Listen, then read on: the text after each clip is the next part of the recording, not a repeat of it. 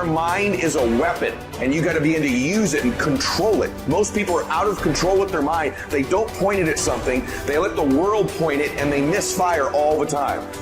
You have control over your mind. You just have to assert it. You have to decide that you are going to be in control, that you are going to do what you want to do.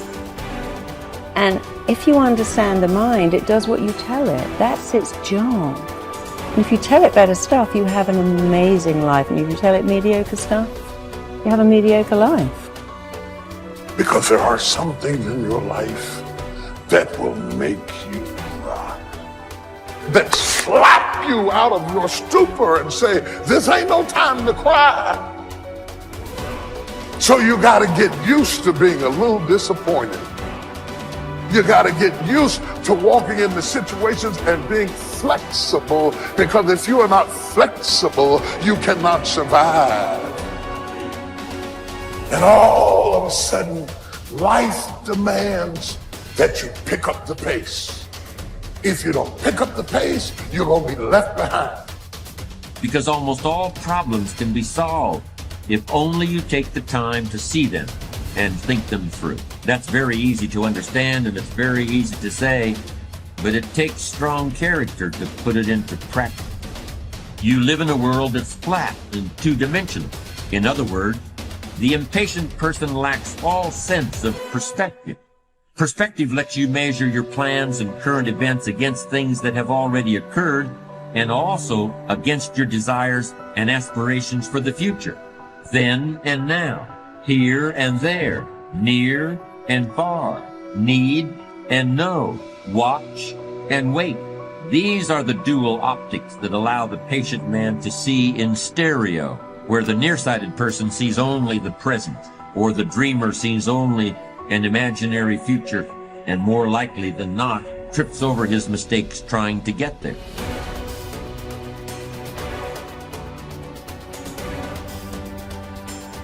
Why is it that most people don't pursue their dreams or don't do better than what they're doing if they're capable of doing it? I think that many of us don't go the next step because we don't know what to do yet. And I say that the reason that we don't even explore the possibility of what to do is because subconsciously we don't believe that it can happen for us, and we don't believe that we deserve it. So here's what I'm suggesting. How much time do you spend working on you? How much time do you spend every day working on your dream? In the last 90 days, how many books have you read? In the last year, what new skill or knowledge have you acquired? What kind of investment have you made in you? So I'm saying that as you begin to look at where you want to go, if you want to make it today, and things are changing so fast you have to literally run to stand still, I'm saying that you've got to make some conscious effort to begin to work to develop you. See, it's out here in the universe. If you don't take the plunge, I guarantee you, somebody else will. Take the plunge. Go into action. And ladies and gentlemen, you will be surprised at how things will come together. You'll be surprised. Now, you're going to have some difficult challenges. I can tell you that now. Be aware of that. Things are not going to work out exactly right. For a time, they will, sometimes. And that's when life is just playing a game with you. Ladies and gentlemen, go into action with your dream. And don't avoid where the fights are. Get in the midst of the fight and get some hickeys on your head. Get knocked down so you can learn how to fight, so you can hold your position. See, most people don't get out in the arena of life because they don't want to fight. Most people don't get out there because they don't want to get knocked down. They don't want to be dropped to their knees. But see, you're going to be dropped whether you're on the field or whether or not you're sitting on the sidelines. You're going to be dropped. So at least get dropped for something. Don't get knocked down while you're sitting down. See, that's how most people are spectators in life. You don't want to be a spectator. You want to get out in the field where the action is, and you will be amazed. After the struggle, there will be a calm period, and things will begin to click for you. What would your life be like? And I'm saying to you that all of us who have been entombed by fear have the capacity to resurrect ourselves. Is it easy? No. It's not easy. Can I do it? Yes. What's one of the ways to get started? Some of us need somebody to hold our hands. Sometimes we need somebody to help us out. Be willing to say, I don't know. Be willing to reach out. Be willing to get some assistance to take you to the next level of what great athlete. You never expect boxers to make profound statements. I think it was Joe Frazier who said this one. He says, all of us are like the blind man at some point in our lives standing on the corner, waiting for somebody to lead us across. See, all of us at some point in our lives need some help, need someone to reach out to us, to throw out the lifeline, to help us go across some treacherous waters that we couldn't navigate by ourselves.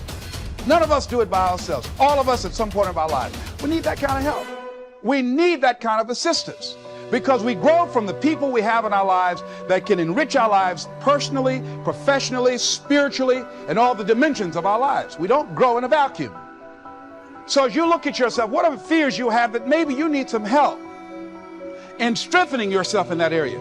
As you assess your strengths and your weaknesses, as you begin to prove yourself and your passions and your dreams and your goals and the things that you want, if you decide to experience all of your true potential, as you decide to manifest all of your greatness, as you decide, wait a minute, what else is available to me out here if I decided to experience the fear of rejection, the fear of no, the fear of failure, the fear of standing by myself? What else is available?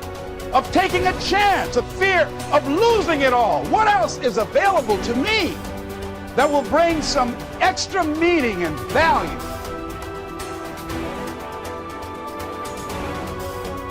Receiving is not the problem. You don't have to work on receiving. It's automatic. So if receiving is not the problem, what is the problem? It's failing to ask. The man says, I see it now. I got up every day this year and hit it hard, but nowhere in my house is there a list of what I want from my life. Can you see? Good worker, poor asker. Third, receiving is like the ocean. There's plenty, especially in this country. It's like an ocean here. Here, success is not in short supply. It isn't rationed so that when you step up to the window, it's all gone. No, no. Well, if that's true, what is the problem? Well, the problem is some people go to the ocean with a teaspoon. Have you got the picture? A teaspoon. What I suggest you do in view of the size of the ocean is trade your teaspoon for at least a bucket. And you will look better at the ocean with a bucket. Kids won't make fun of you. Now, here's something else to remember about asking. There are two ways to ask. One is ask with intelligence. It didn't say ask intelligently, but I'm sure it meant that. Don't mumble. You won't get anything by mumbling. Be clear, be specific. Intelligent asking means how high, how long, how much, when, what size, what model, what color. Describe what you want. Define it. Remember, well-defined goals are like magnets. The better you define them, the stronger they pull. And give your goals purpose. Answer both questions. What do I want? That's the object. And the second question, what for? That's purpose. Purpose is stronger than object. What you want is powerful and it will pull. But what you want it for is more powerful. Let me ask you a simple question. What makes you happy? The thing that makes us happy are the things that we're passionate about. I really like, and when they say that, their face lights up. Then why don't you do more of that? Well, I can't because, then you don't want to be great. You're not ready to be great. You want to be good. You want to be okay. But you don't want to be great. Because great takes work. Great takes a level of discipline that is distraction-free. All it takes is somebody wanting to take a step. And there are certain things that a lot of people in this world are sitting there thinking in their mind, and they're just not gonna do. Like, I used to always try to pull a lot of people and be like, you know what, you can do this, you can do this. But the people that hear that motivation over and over again, sometimes they take that step. Some people just have it in them. Early, it just starts. And they just get in the muscle memory of just doing things. And if you fail, so what? You know, you start over, you do it again. But most people, that fear of failure is the thing that I think prevents them from like really being successful. And then also it's like a lot of other things that are just difficult to do. You know, when you tell people the answer to success, it's a lot of hard stuff. You got to work hard, right? Nobody wants to hear that. Everybody wants a shortcut, you know? Some people understand that. They appreciate the progress, you know? If you tell people right now, hey, if you want to lose this many pounds, this is what you got to do. There's no short solution.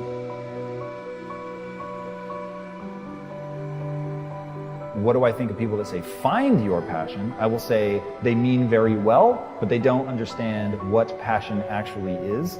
So I think because a rare breed of individual develops a passion when they're young, they then mistake it for, I found my passion, but that's not really true. Every day you just get up and I don't fear anything, but I'll worry about everything. And the day you stop worrying in good times, the paddle will get you behind. And so the greatest things are in life, I know you're only a few steps or a few incidents away from something bad happening. You'll never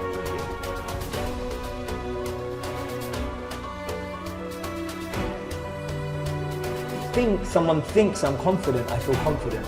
But if I think someone thinks I'm not confident, then I don't feel confident.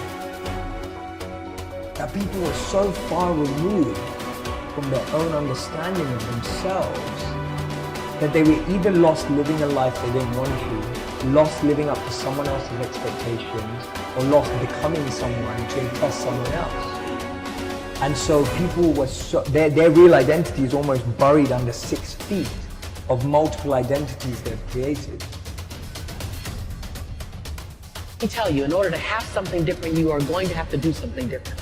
In order to have something more, you have to do something you haven't done yet. And when you look up, and you don't have to have a magnificent change over 12 months, have a small change over 30 days, and then a small change over 30 days, your breakthrough will come in needlepoint moves. And you'll look up in 5 years and not recognize your life.